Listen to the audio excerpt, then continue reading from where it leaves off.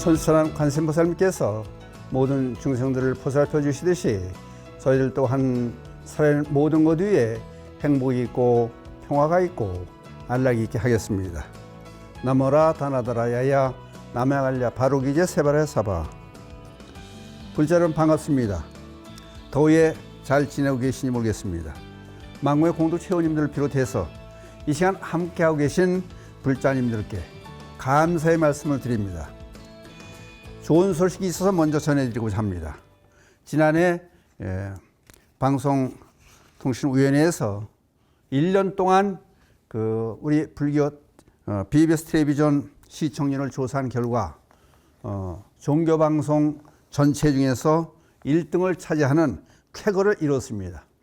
여러분들이 많이 시청해 주시고 또 아껴 주시고 망고에도 많이 가입해 주신 덕분으로 우리 직원들 비롯해서 출연자 모두가 협력해서 방송을 잘한 결과라고 믿습니다. 앞으로 계속해서 1등으로 계속할 수 있도록 여러분들의 많은 후원을 부탁드리겠습니다. 그리고 직원들에게도 감사한 말씀을 전해 주셨으면, 감사한 마음을 전해 주셨으면 고맙겠습니다.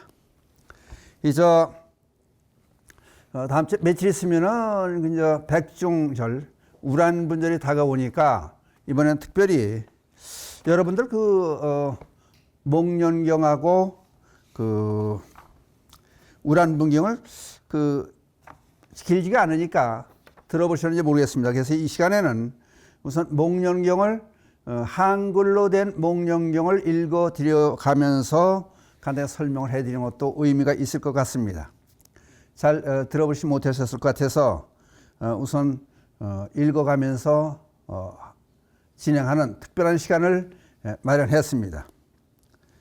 옛날 왕사성에 부상이라고 하는, 이름이 부상, 그러니까 부상이라고 그러지 부자예요. 엄청 부자였던 장작 한 사람이 있었습니다. 그는 큰 부자라 낙타, 코끼리, 말이 산과 들을 덮을 만큼 많았고 창고에는 비단과 진주가 가득하였으며 사람들에게 빌려준 것도 헤아릴 수 없이 많았다. 이 목련경을 읽어드리는 중에 지금 그는 언제나 웃음을 머금고 말했으며 인정을 거슬림이 없이 항상 육바라미를 닦았다. 어느 날 그는 갑자기 병이 들어 죽고 말았다. 그들 부부에게는 아들 하나 있었는데 그 이름을 나복이었다. 나복은 아버지 장례를 치르고 3년 동안의 복을 벗고, 그러니까 3년상을 치렀다는 얘기죠. 나서 어머니께 여쭈었다. 아버님이 계실 때에는 돈과 재물이 한량없이 많았습니다. 지금은 창고가 비게 되었습니다. 저는 바라건대 돈을 가지고 외국에서 장사를 하고자 합니다. 그래야 하인 잉리에게 창고에 돈을 가져오게 해서 계산해보니 3천관의 돈이 있었다. 얼마 없더라도 3천관의 돈이 있으니까 어마어마한 돈이 있었던 거죠. 이를 셋으로 나눠서 1,000관은 어머니께 드리고 집안일을 보존케 하고 또 1,000관도 어머니께 드려서 삼보를 공양하며 매일 500명의 스님께 공양을 올리도록 하였다. 그게 500제 그래요. 나머지 1,000관은 자신이 가지고 금지국 옆나라에 있는 금지 가서 여러 가지 장사를 했다. 어머니는 아들이 떠난 후 모든 하인들을 불러놓고 말했다. 너희들은 모두 잘 들어라. 우리 집은 큰 부자다. 만약 스님들이 우리 집에 와서 교화를 펴려고 하면은 몽둥이로 쳐서 목숨이 남아있지 않도록 해라. 아니, 아들이 1,000관의 돈을 주면서 스님들께 500제, 500스님을 매일 불러서 모셔서 공양 대접하라고 신신당부를 했는데 반대로 스님들이 와서 공양을 청하면은, 탁발을 청하면은 때려 죽여라. 아니, 이렇게까지 악독한 말을 해요.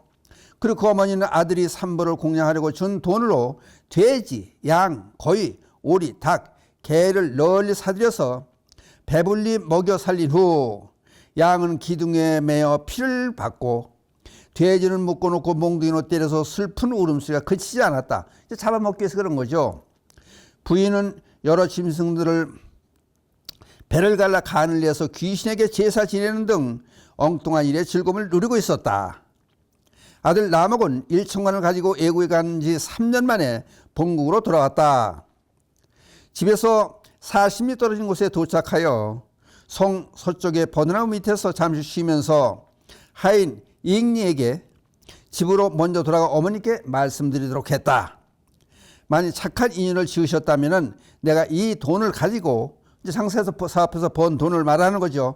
가지고 집으로 돌아가 어머니께 공양을 드리겠고, 또 만일 악업을 지으셨다면 나는 이 돈으로 어머니를 위해서 널리 보시하는 데 쓰겠습니다.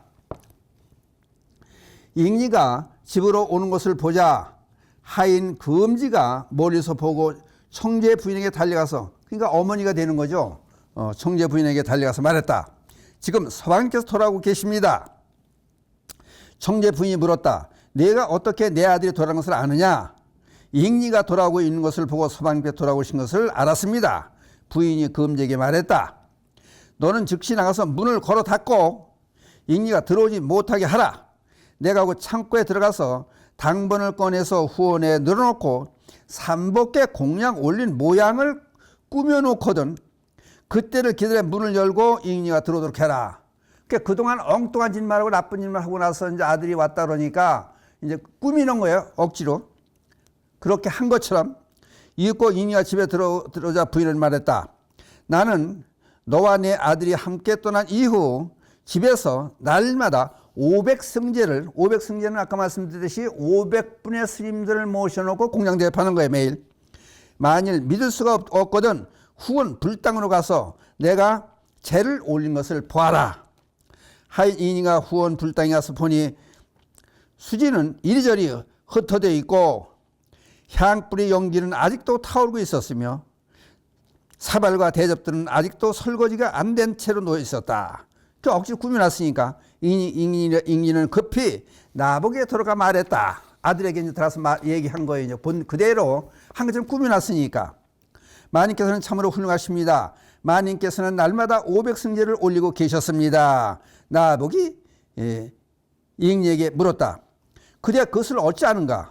제가 집에 들어가 보니 수저가 이리저리 흩어져 있고 향을 사는 연기는 아직도 자욱하고 스님들도 방금 떠나신 듯 그릇들의 설거지도 아직 끝나지 않고 있었습니다.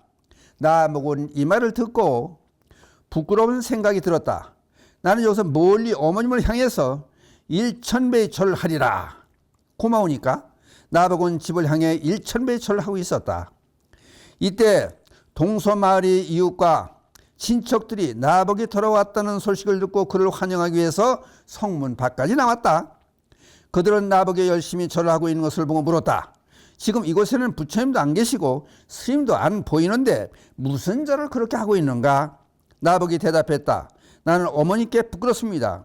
어머니께서는 집에 계시면서 삼보를 공양하고 매일 500승제를 지냈다고 합니다. 이 말들은 이웃 사람들은 말했다. 그대의 어머니는 그대가 집을 떠난 후 집에 스님들이 오면 몽둥이로 때려서 쫓았고 또 공양을 올인한 돈으로 돼지, 양, 거위, 오리, 닭, 개를 사서 잘 먹여 살찌게 한 다음 양은 기둥에 매달아서 피를 흘리게 해서 동의에 받았고 돼지는 묶어서 때리고 끓는 물로 튀기니 그 비명소리가 사방을 진동했을 뿐만 아니라 짐승의 배를 갈라서 간을 꺼내서 귀신에게 제사를 지내는 등 참으로 못된 짓을 활락에 빠져 있었더라. 나복은 이 말을 듣고 몸을 일으켜 땅에 부딪히니 온 몸에서 피가 흐르고 마침내 기절하여 오랫동안 깨어나지 못했다. 그러니까 얼만큼 어머니가 잘못했는지 그걸 생각하고 분에 못 이겨서 몸부림쳤던 거죠.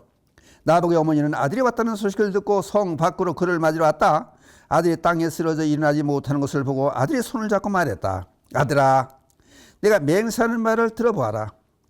강물이 저렇게 넓고 커도 그 위에 출렁이는 파도가 있는 것처럼 사람을 성공케 하는 사람은 적고 실패하게 만드는 사람은 많다. 만약 네가 집을 떠난 뒤로 너를 위해서 삼복계 500승제를 지내지 않았다면 지금 내가 집으로 돌아가서 즉시 중병을 얻어서 7일을 넘기지 못하고 죽어서 아비 대지옥에 떨어질 것이다. 그러니까 하지 않고 입 바른 소리 하는 거예요. 이제. 나복은 어머니의 맹세가 절실함을 믿고 일어나 집으로 돌아갔다. 그러나 나복의 어머니는 집으로 돌아가자마자 중병에 걸려 7일 만에 죽고 말았다.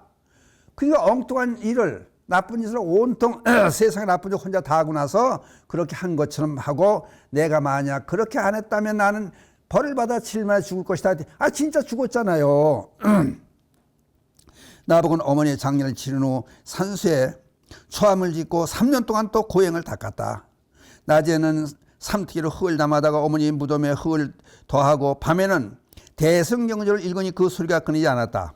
나복의 효성이 지극하여 9가지 빛이 나는 사슴이 무덤 앞을 지나가기도 했고, 흰 학이 나타나서 상스러움을 나타내며, 까마귀는 두 눈에서 피를 흘기도 했으며, 여러 가지 새들이 흙을 무르다가 무덤 만드는 일을 돕기도 했다.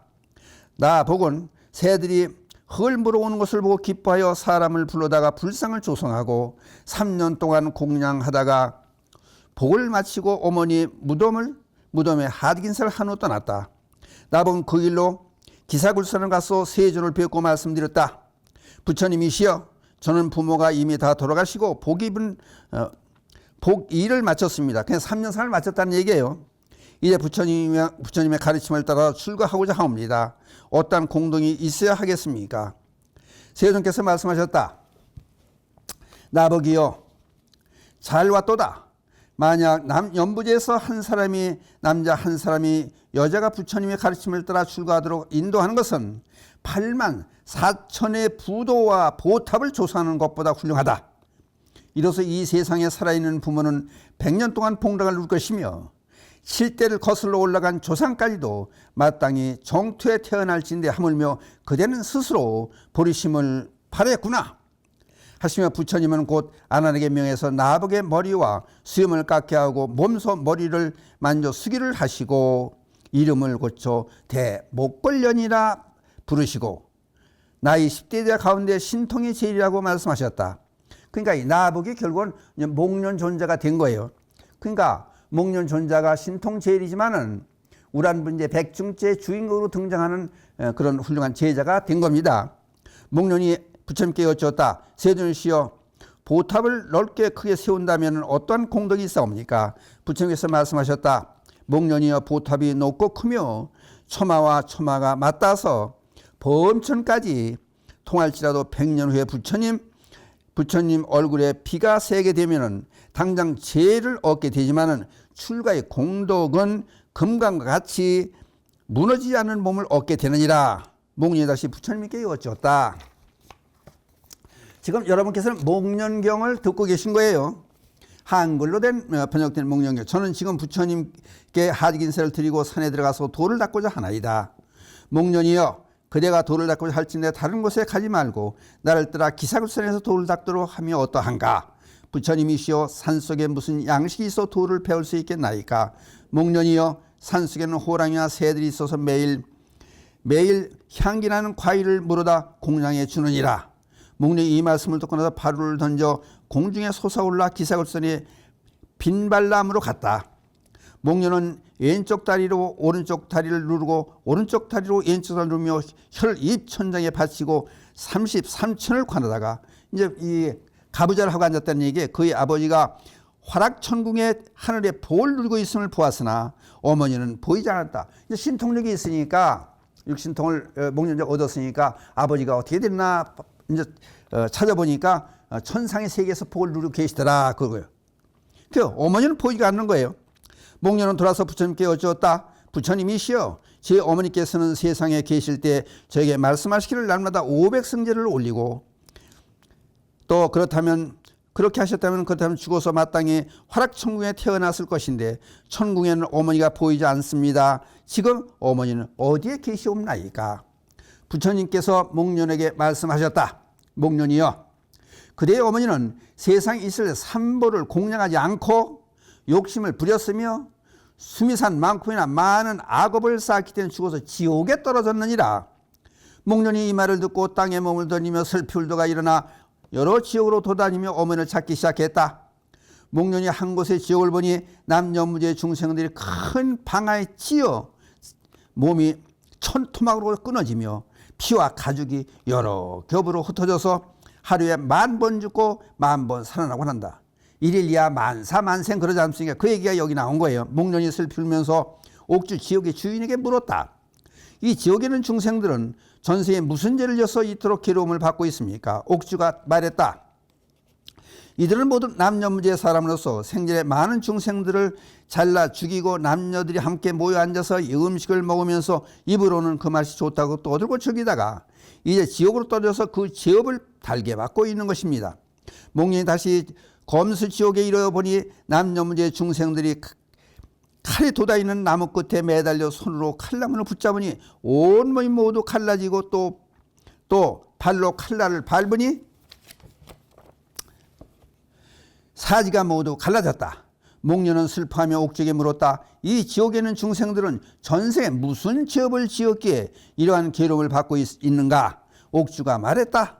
이곳은 남녀무지의 중생들이 인과를 믿지 않고 갖가지 중생들을 꼬챙이에 꿰서 구워서 남녀가 모두 함께 앉아서 먹으면서 맛있다고 소리치다가 이제 지옥의 수중에 떨어져서 그 죄업을 달게 받고 있는 것입니다. 목련이 다시 한 지옥에 이르러보니 그것은 석합지옥이었다. 두 덩어리의 큰 돌이 모든 죄인들을 갈아서 피와 살덩이가 흩어지고 있었다. 목련이 슬퍼하면서 옥주에게 물었다. 이 지옥에는 중생들은 전생에 무슨 죄를 지었기에 이러한 고통을 받고 있는가? 옥주가 말했다. 이곳은 개미와 벌레들을 많이 죽인 남녀무지의 중생들이 지옥의 수중에 떨어져서 그 죄업을 달게 받고 있는 것입니다. 목련은 다시 앞으로 나서 한 무리의 아귀를 보았다. 그래서 설명할 필요 없이 한글로 잘 풀이해서 해놨으니까 들으시는 것으로서 여러분들이 이제 경전의 말씀을 마음에 새기시기 바랍니다. 그들의 머리는 태산만큼이나 크고 배는 수미산처럼 불렀다. 그러나 목구멍은 바늘 구멍처럼 가늘었다. 아귀들 얘기하는 거예요. 그들은 걸을 때마다 500대의 수레가 구름 같은 소리가 났다. 목련은 그 아귀들에게 물었다. 그대들은 전생에 무슨 죄를 지었는가? 아귀가 대답을 했다. 저는 전생에 죽은 사람을 위해서 죄를 올리는 것을 하지 못하게 하고 산부를 공경하지 않았습니다. 그 때문에 여러 것 동안 좁쌀조차도 못 먹고 굶주림과 목마름을 시달리고 있습니다. 목련이 다시 해와 지옥에 이르러 보니 셀 수 없이 많은 남녀무지의 중생들이 남녀무지는 우리 지금 살고 있는 이 세상 남녀무지 아닙니까? 중생들이 잿물 속에서 밀려다니고 있었는데 온몸이 되어서 타들어가고 있었다. 그 중생들이 동쪽문이 열린 것을 보고 그 동쪽문으로 헤엄쳐가면 문득 동쪽문이 닫히고 서쪽문이 열린 것을 보고 서쪽문으로 헤엄쳐가면 그쪽 문이 또 닫히고 다시 남쪽문이 열린 것을 보고 남쪽으로 헤엄쳐가면 그쪽 문이 또 닫히고 북쪽문이 열린 것을 그쪽 헤엄쳐가면 또 그쪽 문이 닫히고 이렇게 물결 따라 표류하면서 잠시도 쉬지를 못했도다. 목련이 슬퍼하면서 옥주에게 물었다. 이 지옥의 중생들은 전생에 무슨 죄를 지었기에 이처럼 고통을 받고 있습니까? 옥주가 대답을 했다. 이 지옥의 중생들은 전생에 달걀을 많이 삶아 먹기에 그 과부로 고통을 달게 받고 있습니다. 여러분들 달걀 못 먹겠니? 잘 들어보세요. 목련이 다시 한 적에 이르러보니 그들은 화탕지옥이었다. 남녀무지의 중생들이 펄펄 끓고 있는 물속에 살고 있었다. 목련이 슬피 울며 옥주에게 물었다. 이 지옥의 중생들은 전생에 무슨 죄를 지었기에 이토록 고통을 받고 있습니까? 옥주가 대답했다. 이 지옥의 중생은 남녀무지의 중생들로 산부를 공경하지 않을 뿐만 아니라 큰 부잣집에 태어나서 생명이 있는 목숨들을 삶아 먹기 때문에 지금 지옥의 수중에 떨어져서 그 죄업의 고통을 받고 있는 것입니다. 목련이 다시 한 적에 이르러보니 그는 화분 지옥이었다. 이 지옥의 중생들은 머리에 불이 가득 담긴 동이를 이고 두개골이에 100마디의 불이 활활 타오르고 있었다. 목련이 슬피며 옥주에게 물었다. 이 지옥의 중생들은 전생에 무슨 죄를 지었기에 이러한 고통을 받고 있습니까? 옥주가 대답했다. 이곳에 남녀무지의 중생들은 생전에 짐승들의 골수를 많이 먹었기 때문에 그 과부로 달게 받고 있는 것입니다. 목련은 크게 소리를 내어 어머니를 부르며 말했다. 어머니께서 살아계실 때 저에게 말씀하시기를 날마다 500승제를 열고 꽃과 음식을 정중하게 공양하지 않은 적이 없다고 하셨으니 돌아가셔서는 마땅히 화락천국에 태어나셔야 할 것입니다. 그러나 어찌 천국에서는 보이지 않고 지옥에서라도 계신다면 만나야 할 텐데 지옥에도 보이지 않습니까? 이때 지옥 속에 있던 8만 4천 명의 우두족들이 서로 쳐다보면서 말했다. 문 앞에 산 사람의 소리가 나는 것을 보니 이 반드시 남연부제에서 새로 죄인들을 보낸 것이다. 내가 새 창을 가지고 가서 가슴을 찔러 잡아오리라. 지옥문 앞에 있는 목련은 문득 깨달음이 있어서 좌선 3매 들어 있었다. 옥주가 몇 번이고 소리쳐서 부르자 선정을부터 깨어났다. 스님은 누구에게 우리 지옥문 앞에 와 있는 것입니까? 목련이 대답을 했다. 저에게 화내지 마십시오. 제가 여기 오는 까닭은 우리 어머니를 찾기 위해서입니다. 옥주가 다시 물었다. 누가 그대의 어머니가 이곳에 있다고 하셨습니까?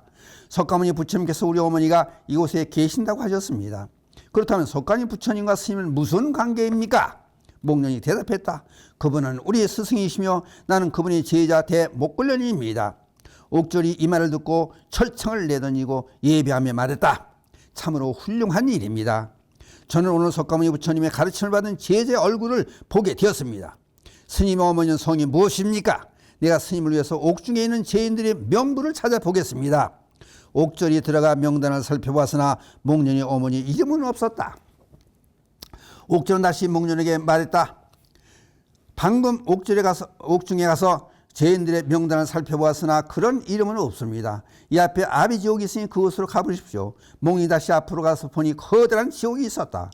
담이 높이는 10,000길이나 되고 검은 벽이 10,000겹이나 둘러쳐 있었고 철망으로 지붕을 덮었고 그 위에는 4마리의 큰 구리가 있어서 입으로 항상 뜨거운 불길을 토하고 그 화염이 하늘로 무럭무럭 타오르고 있었다.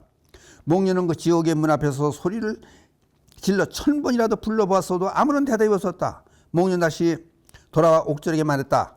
앞에 큰 지옥이 있습니다만 담의 높이가 10,000길이나 되고 벽이 10,000겹이나 둘러쳐 있고 지붕은 철망으로 씌워져 있었습니다. 그리고 아무리 소리를 질러 대답하는 이가 없었습니다. 옥졸이 대답했다. 그것은 스님이 법력이 부족한 탓입니다. 아니 신통 제일인 목련 존자도 법력이 부족하다는 얘기를 들어요. 그분이 그 문을 열리게 되려면 부처님께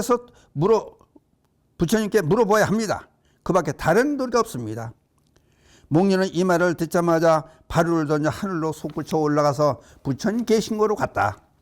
그는 부처님께 문 안 들고 다시 여쭈었다. 세존이시여, 제가 큰 지옥으로 가서 보니 담의 높이가 10,000길이나 되고 검은 벽이 10,000겹이나 되었나이다. 제가 아무리 소리를 질러도 대답하는 이가 없사옵니다. 부처님께서 목련에게 말씀하셨다. 그대가 나의 12고리가 달린 석장을 짚고 내 가사를 입고 내 발을 들고 그 지옥문 앞에 가서 주장자를 3번 흔들면 옥문이 저절로 열리고 자물쇠가 저절로 떨어지며 옥중에 있는 모든 중생들이 내가 짚던 주장자 소리를 듣고 잠시의 휴식을 얻을 것이니라. 목련이 부처님의 가사를 받아서 입고 손에는 부처님의 주장자를 짚고 지옥문 앞에 이르러 주장자의 고리를 3번 흔들어 소리를 냈다. 소리가 나자 지옥문이 저절로 열리고 자물쇠도 저절로 떨어졌다. 목련이 아비족 속으로 들어가자 옥졸들이 막으며 말했다. 스님은 누구시기에 마음대로 이 문을 열었습니까? 이 문은 여러 겁 동안 열리지 않았던 문입니다. 목련이 옥주에게 물었다. 문을 열지 않았다면 죄인은 어느 곳으로 들어옵니까? 옥주가 말했다. 남녀무제 중생들은 불효를 많이 행해서 오욕죄를 수없이 범하고 삼보를 공개하지 않았기 때문에 명이 다한 후에는 업의 바람에 불려와서 거꾸로 떨어져 내려올 뿐 문으로는 들어오질 못합니다. 옥주가 다시 물었다. 스님은 이곳에 무슨 일로 오셨습니까? 내가 특별히 이곳에 온 이유는 우리 어머니를 찾기 위해서입니다. 누가 스님의 어머니가 이곳에 왔다고 했습니까? 석가모니 부처님께서 우리 어머니가 이곳에 계시다고 하셨습니다. 석가모니 부처님과 스님은 무슨 관계입니까? 바로 나의 스승이십니다. 스님의 어머니 이름은 어떻게 됩니까? 내가 안으로 들어가서 명단을 살펴보겠습니다. 목련이 대답했다. 왕사성에 살던 부상장제의 부인 청제의 부인으로서 이름은 유제사입니다. 옥주는 지옥으로 큰 소리로 외쳤다. 왕서에 살던 청제 부인 유제사여, 문 앞에 부처님의 제자로서 법명이 대목걸련이라고 하는 아들이 와 있다. 그는 부처님의 제자로서 불가사의 신통이 있으니 만일 그 스님이 네 아들이라면 오래지 않아서 지옥에서 벗어날 수가 있을 것이다. 옥주가 큰 소리로 외쳤다. 왕성에 살던 청제 부인이여 왜 대답을 하지 않는가? 그때 비로소 죄인이 대답했다. 옥주께서를 불러 다시 이 고통이 심한 곳으로 옮길 것이 두려워 감히 대답을 못했습니다. 죄인에게는 한 아들이 있었습니다만 스님이 된 적도 없고 이름도 목걸련이 아닙니다. 이제 출가한지도 모르니까 옥주가 다시 밖으로 나서 목련에게 말했다.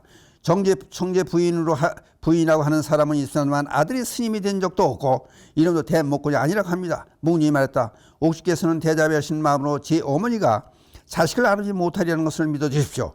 어머니께서 살아계실 때 내 이름은 나복이었으며 어머니께서 돌아가신 뒤에 저는 부처님에 나아가 스님이 되어 불도를 깨닫고 이름을 대목걸련이라고 했습니다.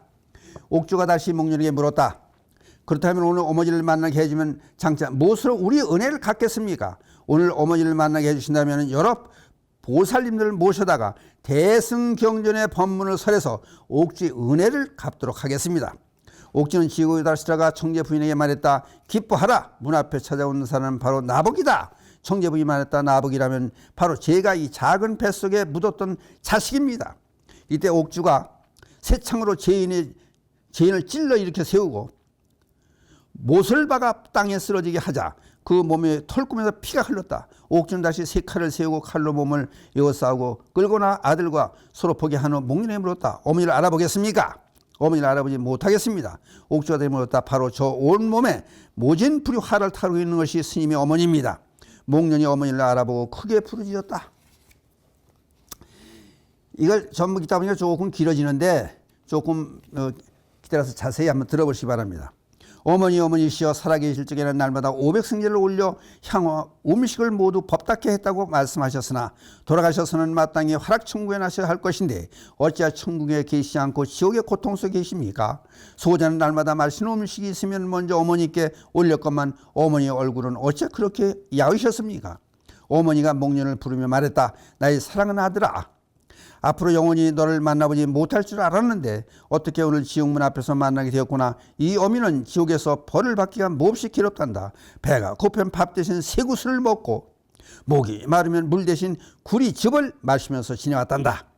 말을 채 마시오니 옥질이 와서 청제 부인을 불러서 세우고 긴 부적가락으로 몸을 찔러 온몸에 타들어가게 했다. 이때 같은 지옥에 있는 모든 죄인들이 말했다. 저 어미와 아들은 서로 만나보게 되었는데 우리는 어찌해서 그럴 기약이 없는가? 옥주가 목련에게 말했다. 더 이상 죄인과 오랫동안 이야기할 수 없습니다. 스님의 어머니는 다시 죄를 받을 시간입니다. 스님이 만일 어머니를 놓지 않으신다면 청제부인의 가슴을 철창으로 찔러 데려가도록 하겠습니다. 목련의 어머니는 옥주에게 끌려 지옥으로 들어가면서 소리쳐 말했다. 내 아들아, 나는 지옥의 고통을 참게 무척 괴롭다. 부디 나를 지옥에서 구해다오. 이때 목련이 왼발은 지옥 문지방 안에 두고 오른발은 밖에 둔 채 서 있다가 어머니가 괴로워 몸부림치는 소리를 듣고 참을 수 없어 머리를 기둥에 붙이니 살과 피가 낭자했다. 목련이 옥주에게 말했다. 차라리 내가 어머니를 대신해서 지옥의 고통을 받게 하고자 합니다. 옥주가 대답했다. 스님의 어머니는 업력이 무거워서 비록 모자간이라고 할지라도 서로 대신할 수 없습니다. 만약 어머니를 지옥에서 구하고자 한다면 부처님께 구할 수밖에 다른 도리가 없습니다. 목련은 이 말을 듣고 발을 하늘로 높이 들어서 솟아올라서 부처님께 신고로 가서 문안을 올린 후에 부처님께 여쭈었습니다. 세존이시여, 저희 어머니가 지금 지옥에 떨어져 참지 못할 고통을 겪고 있습니다. 어떻게 하면 저희 어머니를 지옥에서 구할 수 있겠나이까? 세존께서 말씀하셨다. 목련이여, 내가 그대의 어머니를 구하겠노라. 내가 만일 그대의 어머니를 구하지 못한다면 내가 오랜 것 동안 지옥에 들어가 그대의 어머니를 대신하여 고통을 받으리라. 이때 세존께서 모든 비구, 비구니, 우바세, 우바이 등 무수한 억만 명에 둘러싸여 허공에 몸을 놔두시니 그 높이가 7타로스만 했다. 부처님이 미간에서 5가지 색깔의 광명을 발하여 지옥의 어둠을 깨트리자 철상 지옥은 변해서 연화자가 되고 검수 지옥은 변해서 백옥으로 만든 사다리가 되었으며 혹탕 지옥은 변해서 부용지가 되었다. 그때 염려대왕이 찬탄하며 말했다. 참으로 거룩하도다. 이제 내가 친히 부처님을 예배하고 향을 살 수 있겠구나. 어찌 이 세상에 부처님이 계실 줄 믿지 않을 수가 있겠는가. 염려대왕은 옥졸들에게 분부하여 제가품을 한 죄인들을 모아 모두 풀어주고 하늘에 나게 하였다. 목련이 부처님께 여쭈었다. 모든 죄인들을 하늘에 태어났습니다마는 저희 어머니는 어느 곳에 탁생하셨습니까? 부처님께서 목련에게 말씀하셨다. 그대 어머니는 생전에 저업이 깊고 무거우며 업장이 아직 다하지 않았으므로 대지옥에서 나왔으나 다시 소흑한 적에 떨어졌느니라. 여러 보살이 제를 올리고 남은 밥 한 바루를 그대에게 줄 테니 지옥으로서 어머니께 드리도록 해라. 목련은 바루를 들고 지옥으로 갔다. 바루 속에 담긴 밥을 본 목련의 어머니는 탐하는 마음을 고치지 못하고 오른손은 사람들을 막으면서 왼손으로 밥을 움켜 먹었으나 그 밥은 변해서 모진 불덩이가 되어버렸다. 목련이 다시 부처님께 여쭈었다. 부처님이시여, 어떻게 저희 어머니를 흑암 지옥에서 구할 수 있겠나이까? 부처님께서 말씀하셨다. 그대의 어머니를 흑암 지옥에서 벗어나게 하려면 여러 보살들을 청해다가 대성 경전을 읽고 애고야 하느니라. 목련은 즉시 부처님께 가르침을 따라서 여러 보살들을 청해다가 대승전을 이었다. 대승전을 이우자 목련의 어머니는 흑암 지옥에서 벗어나 다시 아기로 태어나게 되었다. 목련이 다시 부처님께 여쭈었다. 저희 어머니는 흑암 지옥을 벗어나 어느 곳에 태어났사옵나이까? 부처님께 말씀하셨다. 지옥을 벗어나 아기로 태어난, 그러니까 지옥에서 한꺼번에 대지옥에서 한꺼번에 태어나는 게 아니라 자꾸 단계를 밟아 조금 좋은 곳으로 가는 거예요.